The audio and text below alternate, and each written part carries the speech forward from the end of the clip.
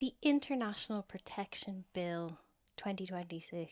That's what the Irish government have been up to once again while you were sleeping and while you were distracted about the football. 14.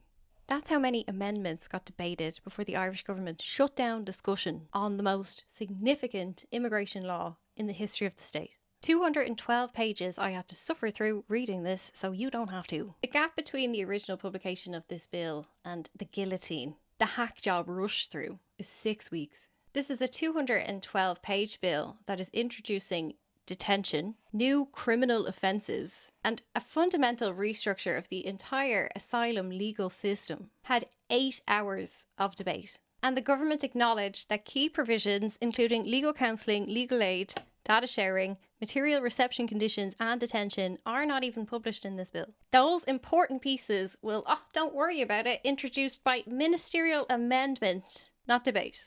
So TDs were asked to vote on a bill that itself was still being amended during and after the debate. The financial context is essential to understanding why this bill exists and why it is being rushed through. Asylum accommodation has become a multi-billion euro private industry. Whether you agree with immigration or not, the way that this bill is written and the way that asylum supports are structured has a profit-making core. What they're calling a protection bill is designed to protect the profits of the companies who house asylum seekers and the companies who benefit from their cheap labour. That's who this protects, not the victims of human trafficking or people who are fleeing war. Not even the economic migrants everybody's so scared of, but the actual leeches, the actual predator class who take taxpayer money given to them, usually on no-bid contracts with grossly inflated values, to provide services that are so decrepit that all they have historically done is create more trauma for the people you say you are protecting. Since 2016, the Irish state has spent more than 5 billion euros on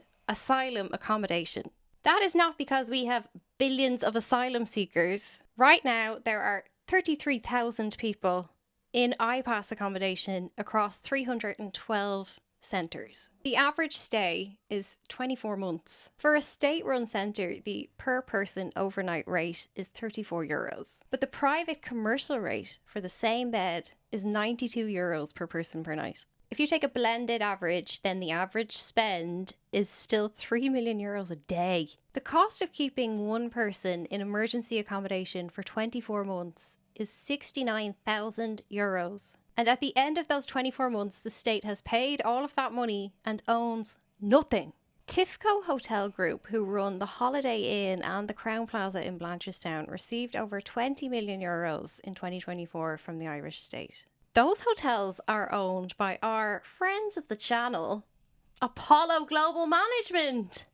All roads lead back to. Fuck. Oh, they also own the Travelodge, the Townsend Street Hotel, and the Hilton in Kilmainham. Outside of that, we are giving 35 million euros a year to the Moran family who own the Red Cow, 24 million a year to this guy, Seamus Banty McEnany, who Google refers to as a Gaelic football manager, a businessman, and a slumlord. And we gave 29.9 million euros in just the second half of 2024 to Anne Murphy and Christina Andres, who the Gript wrote about having a rags to riches tale from Sally Noggin Cupcake Cafe to asylum millionaires. Also, Mosney got 9 million. Although it says here that that was combined with the Holiday Inn in 2025. Ergo, Apollo. The Comptroller and Auditor General published a report in 2024 on the contracting for these asylum accommodations. They found that only 35% of them had even completed the proposal documentation. Only 40% of them had the right insurance certificates. Only 45% of them had fire certificates. Only 5% had evidence of property ownership. Only 20% of them had any planning documentation at all. And over half haven't even signed the contracts before accepting the money. So by the end of 2024, at least 161 of the 325 centres had no active contract in place at all. Also, these providers are paid based on room capacity, not occupancy. They don't even need to have an immigrant in the building to be receiving this money from the Irish state. This is such a racket.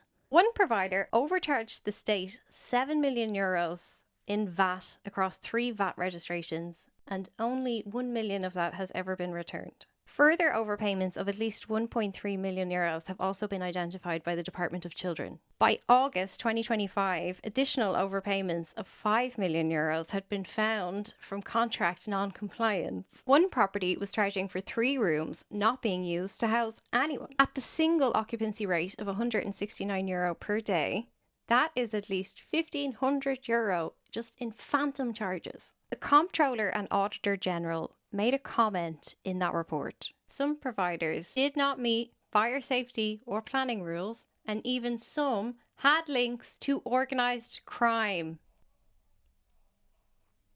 No further detail was published. Several of the largest IPAS providers use corporate structures to reduce their transparency requirements. Brimwood converted from a limited company to an unlimited company. Unlimited companies are not required to publish financial accounts. This means the public cannot see where their taxpayer money is going or how much profit is being generated off the back of that. This one, Brimwood, is owned by Banty, has drawn down well over €200 million in state payments since 2018. He has been building himself a nationwide portfolio of IPAS detention sites. Often he operates ahead of planning permission. When my auntie leaped the gun on planning permission, she had to pull down her bathroom extension. But this guy, this slumlord, can start an empire of IPAS sites. And don't worry about the permission. By moving to an unlimited structure, he gets to keep his profit away from our scrutiny while he lives on government funds. The second largest IPAS provider I want to discuss is Pastors New Accommodation Limited. This is Brian McDermott and Jamie Deasy. They also own Fuel and Event Fuel. They also own an employee experience agency that works for Google, and they have done events for Electric Picnic and Leinster Rugby. I guess fueling the Leinster Rugby team is not as profitable as these guys hoped, because in 2023 they got into the direct provision business, and they have taken over €5 million in state-paid accommodation contracts since 2023. They manage an IPAS centre in East Wall, the old ESB building, and in Stradbally, where, I kid you not, they put Ukrainian refugees in tents at the Electric Picnic site in 2023. You took how much public money? They have recently moved their registered office from Dublin 8 to a warehouse in Blessington. There is no indication that any of these contracts were procured via open competition. Instead, IPAS has leaned on the rush job emergency rhetoric, saying it was leveraging these guys' experience with logistics from festivals. Here, you look like you can pop up a tent. Here's €5 million. Ask Stradbally, will you give you the land for a few weeks? Fuck building houses. Put the Ukrainians in tents and let's make the yah-yah dickheads more rich. The failed rugby nutritionists. This one, Cape Wrath Hotel and Limited Company, you know as the hotel in City West, the most famous one. The City West Hotel was owned by the Tetrarch Group, a large hotel investment group who also own Mount Julia Estate and the Howth Castle. This is one of the biggest IPAS sites in the country. In 2023, they received €53.7 million. In 2024, they received €70.8 million. In June 2025, the state buys it for €148.2 million. Yet in Q4, after that sale, this company books a further €22 million from the Irish state. This hotel was making a pre-tax loss of over €77,000 a year. That purchase is framed as the government increasing state-owned capacity. But if you sold that hotel on the open market, you would have never gotten €148 million for it. I'm running out of time again, but part 3, I'm going to look at the lobbying activity around the International Protection Bill. And I have more to say on Jim O'Callaghan. Sharing the video helps a lot. Activist resources in the Discord.